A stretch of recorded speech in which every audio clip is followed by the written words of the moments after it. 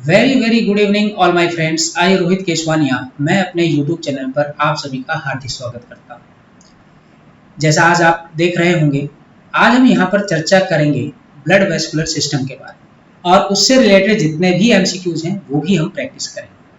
तो चलिए बिना देर के हम स्टार्ट करते हैं आज का अपना लेक्चर। तो आप यहाँ पर देख रहे होंगे स्लाइड के अंदर हम ब्लड वेस्कुलर सिस्टम को डिवाइड करते हैं 3 पार्ट्स। कहने का मतलब इसके अंदर 3 चीजें पढ़ी जाती हैं। इसमें सबसे पहला हार्ट, फिर उसके बाद ब्लड और फिर आता है ब्लड वेसल्स के बारे में। लेकिन आज हम केवल चर्चा करेंगे ब्लड के बारे में और हार्ट और ब्लड वेसल्स के बारे में हम कल बात करेंगे। तो मैं आपको बता दूं कि ब्लड के अंदर लगभग 50% तो क्या होता है, प्लाज्मा होता है और वहीं फॉर्म्ड एलिमेंट्स आपको कितने देखने को मिलते हैं, 45%। अगर आपसे कोई पूछ ले कि ब्लड के अंदर सबसे ज्यादा क्या पाया जाता है तो हम कहते हैं प्लाज्मा, जो कि लिक्विड फॉर्म में पाया जाता है, 55% होता है। और वहीं फॉर्म्ड एलिमेंट्स की अगर मैं बात करता हूँ तो ये 45% रहेगा। जैसे आरबीसी, डब्ल्यूबीसी और प्लेटलेट्स, ये लगभग आपको कितने मिलेंगे, 45% की फॉर्म में। तो सबसे पहले आप यहाँ देखिए, प्लाज्मा की अगर मैं बात करता हूँ तो इसका जो कलर होता है वो स्ट्रॉ कलर होता है। पेल येलो टाइप का कलर क्या है आपको देखने को मिलेगा। स्लाइटली एल्कलाइन होता है, मतलब पीएच क्या होगा यहाँ पर, बेसिक होगा, स्लाइटली बेसिक। और विस्कस फ्लूइड है, गाढ़ा फ्लूइड क्या है आपको देखने को मिलता है। क्या क्या देखने को मिलता है प्लाज्मा के अंदर, तो कॉन्स्टिट्यूएंट्स ऑफ प्लाज्मा की अगर मैं बात करूँ तो सबसे ज्यादा मुझे वाटर देखने को मिलेगा, जो कि 90 to 92% आपको देगा, जो कि क्या है, गुड सॉल्वेंट कहलाता है। इसके अलावा इसमें आपको प्लाज्मा प्रोटीन्स मिलेंगे, जो कि 6 से 8% तक आपको इनकी संख्या देखने को मिलेगी। इसमें फिब्रिनोजन जो ब्लड कोगुलेशन करने में हेल्प करता है, मतलब कि एक प्रकार से ब्लड क्लॉटिंग करने में क्या करते हैं, ये हेल्प करते हैं। ग्लोबुलिन्स की बात करें तो ये एंटीबॉडीज के तरीके से काम करते हैं, ताकि हमारी बॉडी के अंदर कोई भी अगर मान लीजिए फॉरेन पार्टिकल जाता है तो उससे डिफेंस करने का क्या करते हैं, काम करते हैं। एल्ब्यूमिन्स ये क्या करते हैं, ऑस्मोटिक बैलेंस को मेंटेन करने का काम करते हैं। इवन हमारे ब्लड प्रेशर को भी रेगुलेट करते हैं। तो अभी तक आपने क्या देखा, ब्लड वेस्कुलर सिस्टम को हमने 3 पार्ट में डिवाइड किया हुआ है, हार्ट, ब्लड और ब्लड वेसल्स। तो हमने आज पहले ब्लड पढ़ा। ब्लड के अंदर सबसे ज्यादा क्या मिलेगा, 55% आपको प्लाज्मा देखने को मिलता है और वहीं फॉर्म्ड एलिमेंट्स 45% देखने। प्लाज्मा कैसा होता है, स्ट्रॉ कलर होता है, स्लाइटली एल्कलाइन, मतलब बेसिक नेचर आपको देखने को मिलेगा, पीएच मिलेगा 7.4 और विस्कस फ्लूइड क्या है, ये होता है। क्या क्या पाया जाता है कॉन्स्टिट्यूएंट्स ऑफ प्लाज्मा, वाटर सबसे ज्यादा 90 to 92%, प्लाज्मा प्रोटीन 6 से 8%, फिब्रिनोजन, ग्लोबुलिन्स और एल्बुमिन, ये प्रोटीन क्या है आपको देखने को मिलता है। इसके अलावा आपको मैं और बताऊं, इसमें आपको ग्लूकोज, अमीनो एसिड्स, लिपिड और कोलेस्ट्रॉल की अमाउंट भी क्या है, थोड़ी बहुत देखने को मिलती है।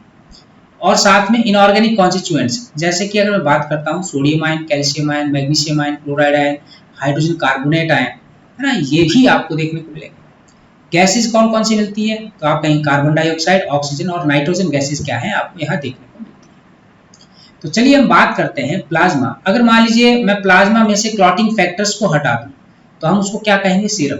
और सीरम की चर्चा तो आप लोगों ने सुना ही होगा, ये कोरोना काल के अंदर सबसे ज्यादा, है ना, ये चर्चा में आया था सीरम, कि भाई सीरम डोनेट कर रहे हैं। क्यों, क्योंकि उसके अंदर जो क्लॉटिंग फैक्टर्स होते हैं ना, उनको हटा देते हैं, तो केवल लिक्विड पार्ट होता है जिसके अंदर आपको डब्ल्यूबीसी देखने को मिलती है, जो एंटीबॉडीज का काम करती है। अब बात करेंगे यहाँ पर फॉर्म्ड एलिमेंट्स की, क्योंकि प्लाज्मा हमने पढ़ लिया जो कि 55% है और आपने देखा क्या क्या उनके अंदर पाया जाता है। फॉर्म्ड एलिमेंट्स की बात करें, इनमें आरबीसी, डब्ल्यूबीसी और प्लेटलेट्स क्या है देखने को मिलता है। आरबीसी रेड ब्लड सेल्स, जिसको हम एरिथ्रोसाइट्स कहते हैं, साइंटिफिक टर्म क्या है इसकी, एरिथ्रोसाइट्स। कैसा शेप है इसका, बाइकॉन्केव शेप है। नॉन न्यूक्लिएटेड सेल्स, मतलब इनके अंदर न्यूक्लियस नहीं होता, ना ही कोई माइटोकॉन्ड्रिया होता है, गोल्गी कॉम्प्लेक्स भी नहीं होता, लेकिन रेड कलर आपको देखने को मिलता है किसकी वजह से, हीमोग्लोबिन की वजह से, जो कि आयरन कंटेनिंग प्रोटीन क्या है आपको देखने को मिलता है। नॉर्मल हीमोग्लोबिन का लेवल अगर हम 100 ml की बात करते हैं तो उसमें लगभग 12 to 16 ग्राम क्या है होना चाहिए।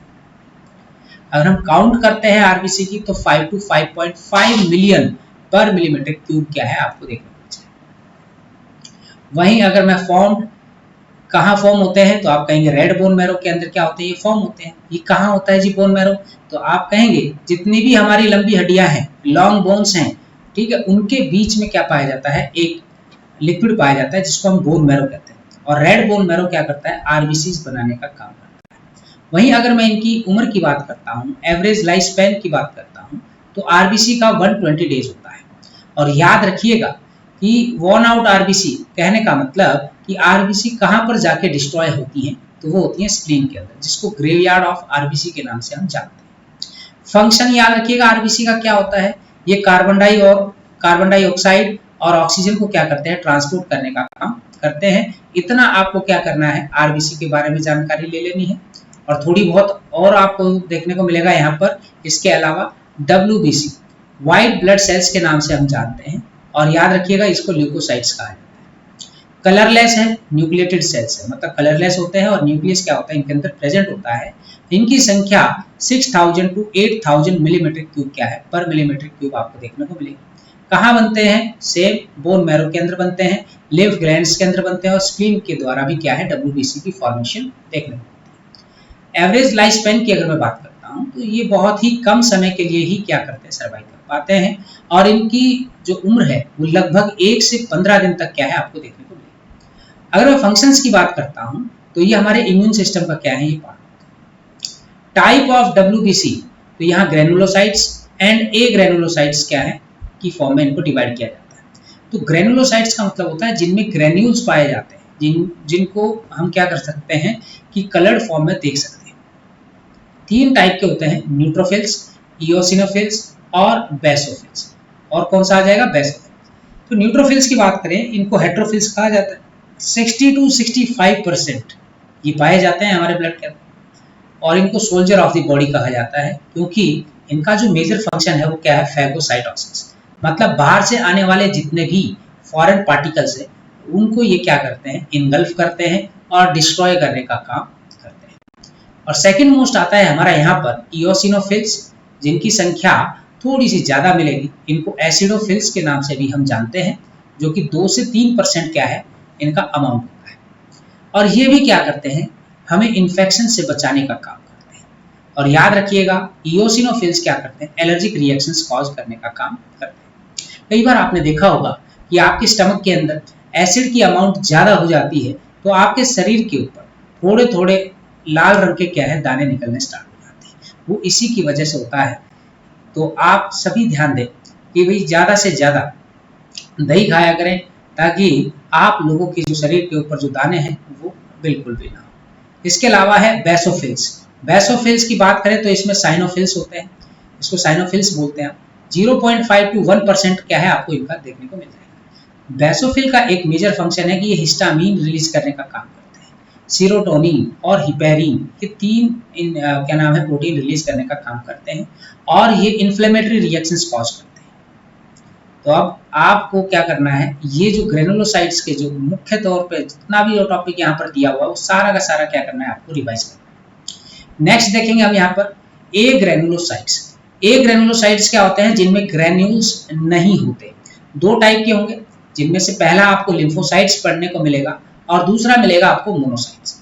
लिम्फोसाइट 20 टू 25% आपको देखने को मिलता है, मतलब सेकंड मोस्ट डब्ल्यूबीसी है ये, है ना। स्मॉलेस्ट डब्ल्यूबीसी कहा जाता है इसको। और याद रखिएगा इसमें न्यूक्लियस बहुत बड़ा होता है। इनके अंदर बी लिम्फोसाइट्स और टी लिम्फोसाइट्स क्या होते हैं, इंक्लूड होते हैं, और ये इम्यून रिस्पॉन्स क्या करते हैं, कॉज करते हैं। कहने का मतलब ये एंटीबॉडी सीक्रेट करने का काम करते हैं। वहीं हम मोनोसाइट की अगर बात करें तो ये 6 टू 8% है, लेकिन सबसे बड़ी डब्ल्यूबीसी क्या है, मोनोसाइट्स को ही कहा जाता है। मेजर फंक्शन क्या है, फैगोसाइटोसिस क्या है, ये करते हैं। ठीक है जी, ये चीजें क्लियर हो जाएंगी। इसके बाद आता है हमारे पास जो तीसरा पार्ट है, देखो आरबीसी, डब्ल्यूबीसी और प्लेटलेट्स।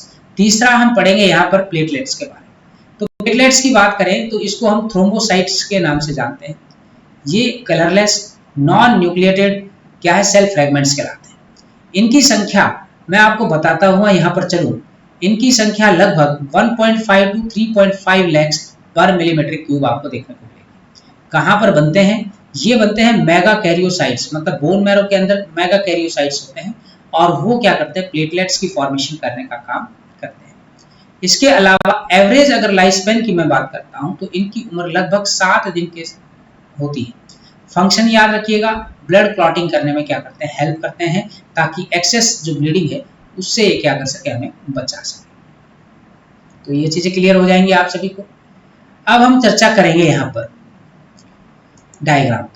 इन डायग्राम को अगर थोड़ा सा ध्यान से देखा जाए तो आप लोगों को यहाँ पे बहुत सारी चीजें क्लियर होने जा रही है। सबसे पहले आप देखेंगे आरबीसी, कैसी शेप बताई, बाई कॉन्केव शेप आपको देखने को मिलती है। दूसरी क्या है, डब्ल्यूबीसी, और डब्ल्यूबीसी आपको यहाँ पर लगभग कितने टाइप्स के दिखा रखे हैं, देखो 1 2 3 4 एंड 5।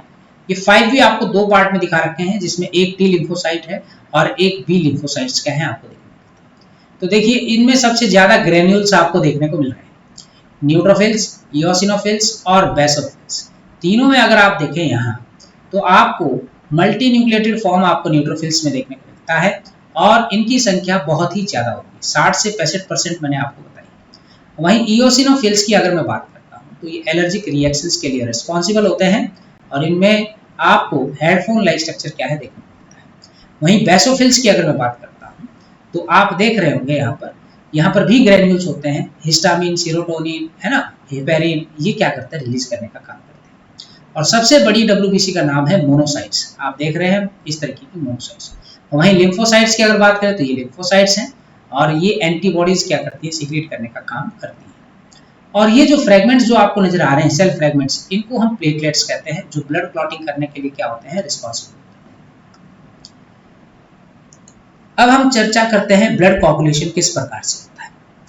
ब्लड कोगुलेशन कह लीजिए या फिर ब्लड क्लॉटिंग कह लीजिए, किस प्रकार से होता है वो मैं आपको यहाँ पर बता देता हूँ, सीक्वेंस की फॉर्म में दिया हुआ है। ये एक मैकेनिज्म है हीमोस्टेसिस, मतलब हीमोस्टेसिस की अगर मैं बात करूँ तो यहाँ पर ये क्या करते हैं, ब्लड लॉस से बचाने का काम करते हैं थ्रू द इंजरीज। मतलब जो भी चोट आप लोगों को लग जाती है तो वहां पर जितना भी ब्लड लॉस होता है उससे बचाने का क्या करते हैं, काम करते हैं। इसको हेमोस्टेसिस के नाम से हम जानते हैं।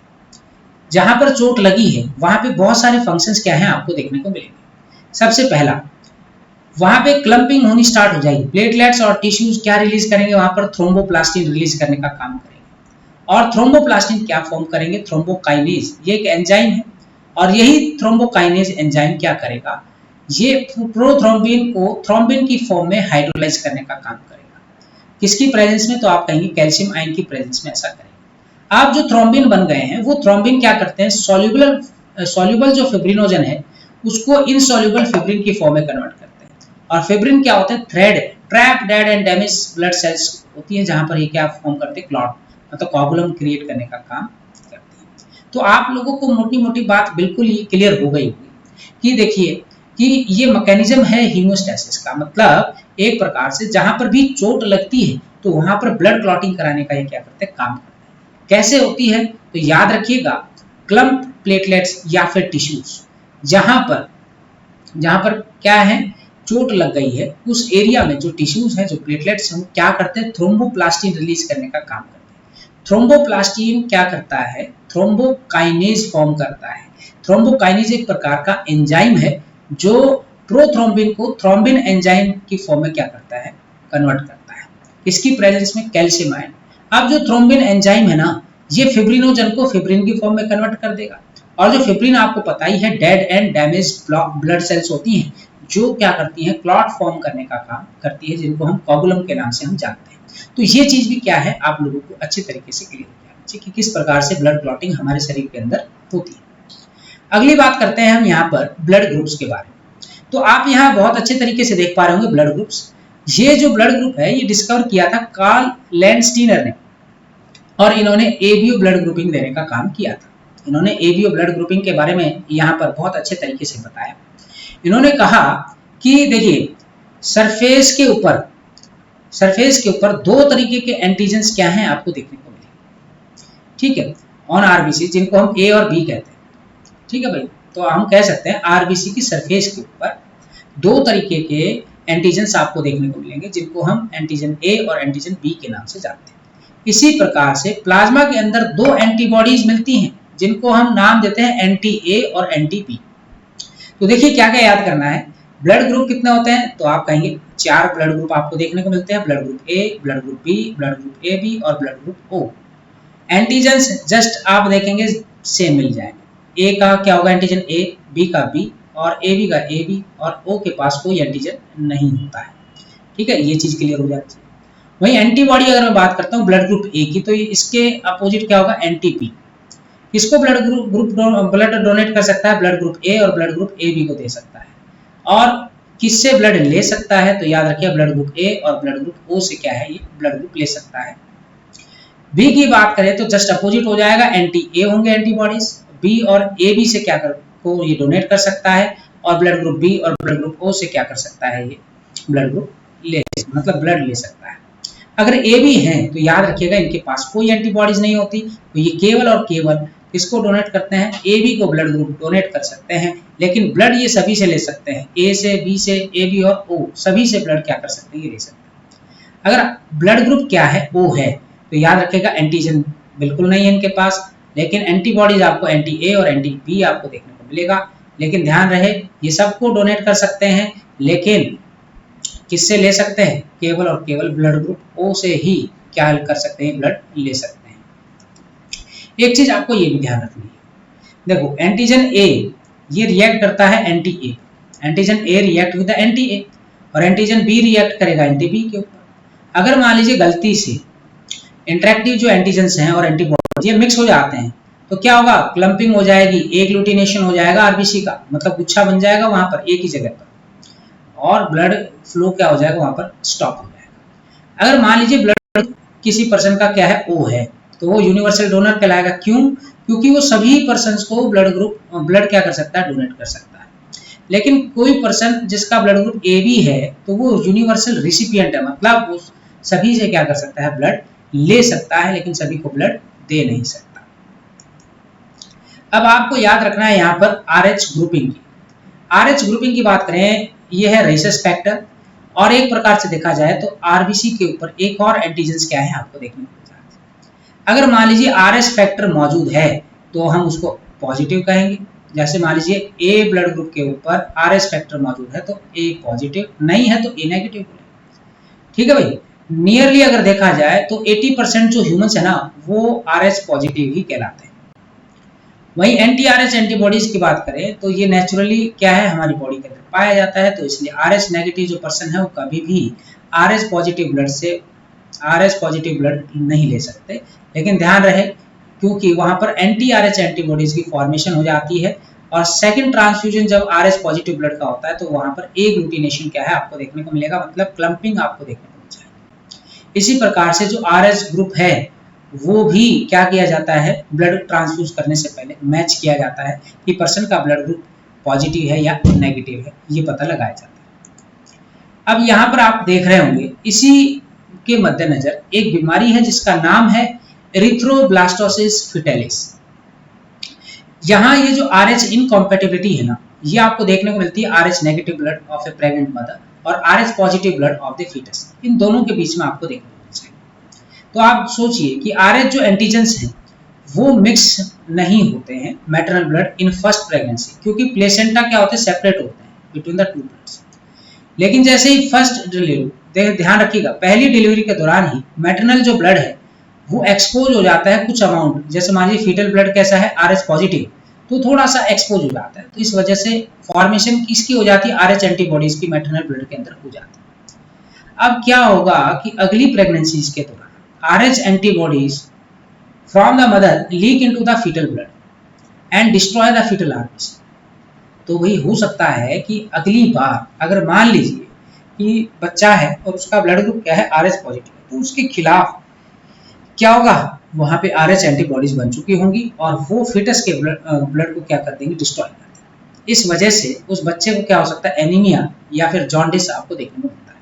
इसी कंडीशन को एरिथ्रोब्लास्टोसिस फिटेलिस के नाम से हम जानते हैं, और इसको अवॉइड कराने के लिए एंटी आरएच एंटीबॉडीज क्या है, एडमिनिस्टर की जाती हैं तुरंत, मतलब immediately after the first delivery, मतलब पहली डिलीवरी के दौरान ही एंटी आरएच एंटीबॉडीज क्या है, डाल दी जाती हैं मदर के ब्लड के अंदर, ताकि जो दूसरा जो बच्चा जब पैदा होगा तो उसको कोई भी नुकसान ना हो। तो ये थे आज का टॉपिक जिसमें हमने आज केवल ब्लड के बारे में पढ़ा है। कल हम चर्चा करेंगे ह्यूमन हार्ट के बारे में, और इवन इसके अलावा हम ब्लड वेसल्स के बारे में भी चर्चा करेंगे, जिसमें हम आर्टरीज, वेन और कैपिलरीज के बारे में भी हम डिस्कस करेंगे। तो चलिए आज हम स्टार्ट करते हैं अपना जो आज के जो क्वेश्चंस हैं, मल्टीपल चॉइस क्वेश्चंस आपकी स्क्रीन के ऊपर देखने को मिल रहे होंगे। इनमें से जो सबसे पहला जो क्वेश्चन आपकी स्क्रीन के ऊपर दिखाया गया है, आप देखिए हमने 10 क्वेश्चन तो ऑलरेडी हमने पिछली प्रीवियस वीडियो के अंदर क्या है हमने कर लिया था। तो आज की इस वीडियो में आपको क्या देखने को मिलेगा? आज की इस वीडियो के अंदर आपको कम से कम 15 क्वेश्चंस क्या है प्रैक्टिस करने को मिल जाएगी। इसमें सबसे पहला क्वेश्चन आपकी स्क्रीन के ऊपर है, grouping of ABO blood is based on the, grouping of ABO blood is based on the किसके ऊपर बेस होता है? तो आपका जो जवाब होगा surface antigens present on the RBC.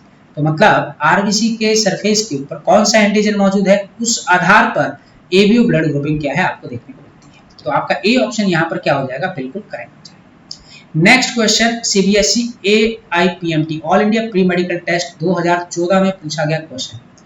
मान लीजिए कि जो पर्सन है उसका ब्लड ग्रुप क्या है, AB, वो यूनिवर्सल रिसिपिएंट है। क्यों ऐसा क्यों है कि उसको यूनिवर्सल रिसिपिएंट कहा जाता है? कोई ना कोई तो रीजन होगा।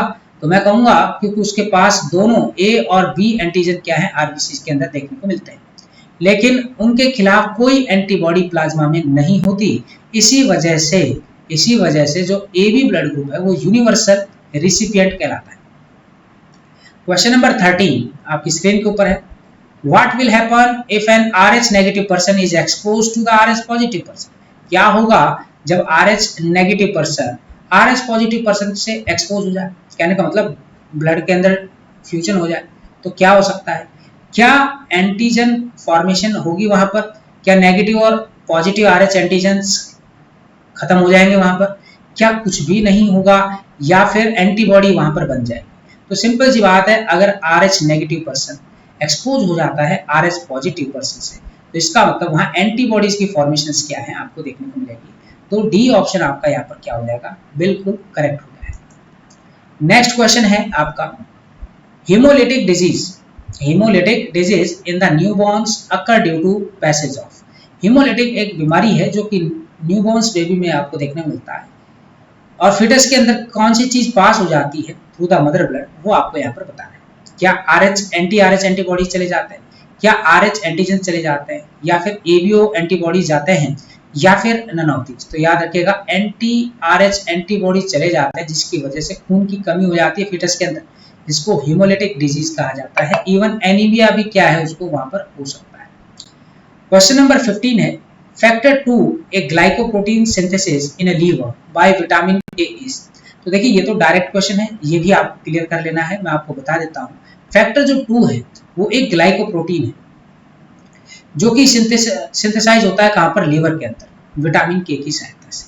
तो उसका जो नाम है वो आपको बताता हुआ चलो, उसको हम प्रोथ्रोम्बिन के नाम से जानते हैं। ये भी CBSE all India pre medical test 2015 में पूछा गया question. If you suspect major deficiency of antibodies in a person, which of the following would you look as a confirmatory evidences.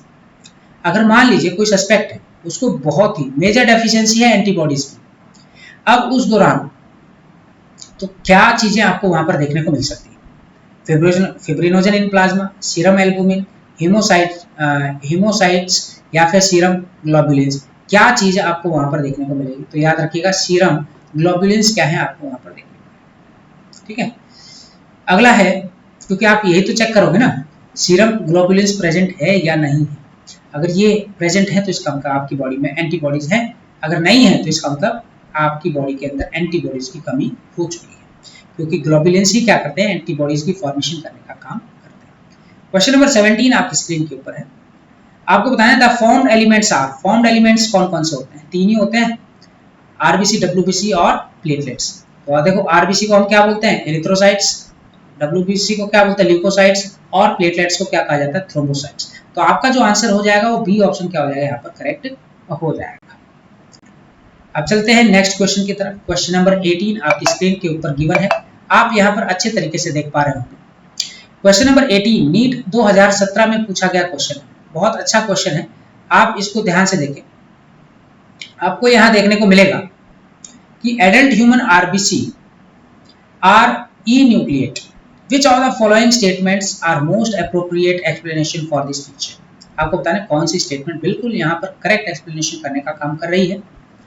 They do not need to reproduce, इनको reproduce करने की आवश्यकता नहीं होती। क्या ये बात सही है ना? तो आप कहें नहीं ऐसे तो बात नहीं है, ये तो रिप्रोड्यूस करते ही हैं। दे आर सोमेटिक सेल्स, क्या आप इनको सोमेटिक सेल्स कहेंगे? तो आप कहेंगे ये भी नहीं। दे डू नॉट मेटाबोलाइज, ये मेटाबोलाइज नहीं होते, नहीं भाई ये मेटाबोलाइज भी होते हैं। All their internal species are available for the oxygen transport. तो कहने का मतलब है कि आरबीसी, जो एडल्ट ह्यूमन की आरबीसी है, वो उसके अंदर न्यूक्लियस नहीं होता, तो इसका मतलब जितना भी इंटरनल स्पेस है वो किसके लिए बच जाता है? ऑक्सीजन ट्रांसपोर्ट के लिए बच जाता है। तो आपका जो ऑप्शन है वो कौन सा ठीक हो जाएगा? केवल और केवल फोर्थ ऑप्शन आपका करेक्ट है, बाकी ऑप्शंस आपके यहाँ पर क्या हो जाते हैं? गलत हो जाते हैं। अब क्वेश्चन नंबर 19 आपकी स्क्रीन के ऊपर है, ए differential blood count. Blood count आपको यहाँ पर बताना है। ये क्या बताते हैं? डिफरेंशियल, डिफरेंशियल का मतलब कुछ ना कुछ तो गड़बड़ हुई है, और वो ज्यादातर आपको किस में देखने को मिलती है? डब्ल्यूबीसी के अंदर देखने को मिलती है। क्या पहला ऑप्शन होगा? तो आप कहेंगे बिल्कुल भी नहीं। क्या एरिथ्रोसाइट्स आरबीसी की बात करें? बिल्कुल भी नहीं। तो ये देखिए, number and variety of leucocyte in is 200 counted, ये बिल्कुल सही है, तो सी ऑप्शन करेक्ट हो जाएगा। प्लेटलेट्स काउंट को नहीं कहेंगे। डिफरेंशियल ब्लड काउंट की अगर बात की जाती है तो केवल और केवल डब्ल्यूबीसी की बात यहाँ पर हम करेंगे, नंबर और वैरायटी ऑफ ल्यूकोसाइट्स के अंदर क्या करेंगे? चर्चा करेंगे। अब आपके सामने नेक्स्ट क्वेश्चन है, क्वेश्चन नंबर 20 आपकी स्क्रीन के ऊपर। One of the common symptoms observed in the people infected with dengue fever. मान लीजिए किसी का डेंगू हो गया, तो क्या देखने को मिलेगा? कौन सा आपको सिम्टम्स यहाँ पर देखने को मिलेगा? क्या significant decrease in RBC count? क्या डब्ल्यूबीसी काउंट डिक्रीज हो जाएगा? क्या प्लेटलेट का काउंट डिक्रीज होगा या फिर प्लेटलेट का काउंट बढ़ेगा? तो सिंपल सी बात है, जब भी डेंगू फीवर होता है तो प्लेटलेट का काउंट, प्लेटलेट जो काउंट है वो बहुत तेजी से क्या होता है? गिर जाता है। तो आपका सी ऑप्शन यहाँ पर क्या हो जाएगा? बिल्कुल करेक्ट। नेक्स्ट क्वेश्चन है, क्वेश्चन नंबर 21 आपकी स्क्रीन के ऊपर है। Which one of the following statement is incorrect. आपको बताना है कौन सी बात बिल्कुल गलत है। पहला देख लेते हैं, पर्सन जिसका ब्लड ग्रुप ओ है उसके पास एंटी ए और एंटी बी एंटीबॉडीज पाई जाती हैं, ये बात बिल्कुल सही है। A person of B blood group can't donate blood to a person A blood group, बिल्कुल सही है। मान लीजिए कि किसी का ब्लड ग्रुप बी है तो वो ए को डोनेट नहीं कर सकता, ये बात बिल्कुल सही है। Blood group is designated on the basis of the presence of antibodies in the blood plasma. तो क्या हमने ब्लड ग्रुप को एंटीबॉडीज के आधार पर बताया है? तो हम नहीं, हमने तो एंटीजेंस के आधार पर बताया, तो इसका मतलब ये बात तो गलत हो गई। A person of A B blood group is a universal recipient, ये बात बिल्कुल सही। तो आपसे पूछा है कि इनकरेक्ट बताना है, तो इनकरेक्ट कौन सा हो जाएगा? आपका सी ऑप्शन यहाँ पर क्या हो जाएगा? इनकरेक्ट हो जाएगा। नेक्स्ट क्वेश्चन है, क्वेश्चन नंबर 22 आपकी स्क्रीन के ऊपर। Which of the following four components of the blood are necessary for clotting? आपको बताना है कि ब्लड क्लॉटिंग के लिए कौन रिस्पॉन्सिबल है। तो आप देखिए, कैल्शियम, प्रोथ्रोम्बिन, फिब्रिनोजन और प्लेटलेट्स, ये चार चीजें बहुत ही जरूरी होती हैं किसके लिए? ब्लड क्लॉटिंग के लिए। कैल्शियम, प्रोथ्रोम्बिन, फिब्रिनोजन और प्लेटलेट्स। अगला क्वेश्चन है आपके पास, haemophilia A is caused by the absence of which clotting factor. Haemophilia A बीमारी हो जाती है कौन से क्लॉटिंग फैक्टर की कमी के कारण ऐसा होता है? तो याद रखिएगा, यहाँ पर फैक्टर 8 और प्लेटलेट्स दोनों की कमी के कारण क्या है? हीमोफीलिया ए होने के चांसेस बढ़ जाते हैं। आपके पास नेक्स्ट क्वेश्चन है, क्वेश्चन नंबर 24, काफी बड़ा क्वेश्चन है। आपको यहाँ पर इनकरेक्ट स्टेटमेंट क्या है लिव के बारे में आपको बताना, जो कि हम आप लोगों को कल बताएंगे। आपको मैं बताता हुआ चलूं, जितने भी जो टॉपिक्स अभी आपको जो टॉपिक्स कराए हैं उससे रिलेटेड जो क्वेश्चंस हैं वो आपके अभी हो चुके हैं, तो आपसे कल मुलाकात करेंगे। आज के लिए इतना ही काफी है, और कोई भी सजेशन है या फिर कोई भी डाउट है आप कमेंट बॉक्स में लिखकर जरूर बताएं। आप किसकी तैयारी कर रहे हैं और कौन से टॉपिक की आपको वीडियो की आवश्यकता है, आप वो भी कमेंट बॉक्स में लिखकर जरूर बताएं, ताकि उससे रिलेटेड आप लोगों को वीडियो प्रोवाइड की जा सके और आपकी तैयारी अच्छी हो सके। इसीलिए आज के लिए इतना ही काफी, कल फिर मुलाकात करेंगे। तब तक के लिए जय हिंद, जय भारत, धन्यवाद।